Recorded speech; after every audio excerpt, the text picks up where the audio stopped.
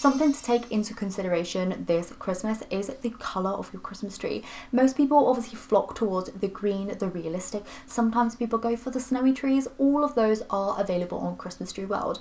However, this year there has been a lot of focus and a lot of talk on black Christmas trees. I've seen this all over social media. I've seen it in stores and everything like that. And I think the black Christmas tree is actually really, really fun. It's very effective with all sorts of brights, all sorts of monochrome. Like a monochrome Christmas tree can look very classy. Another Christmas tree trend I've noticed this year is the comeback of the silver tree.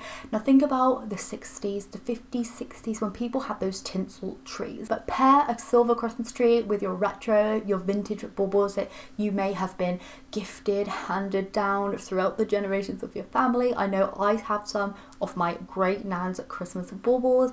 Maybe you've just gathered up some vintage baubles from Christmas markets and stuff.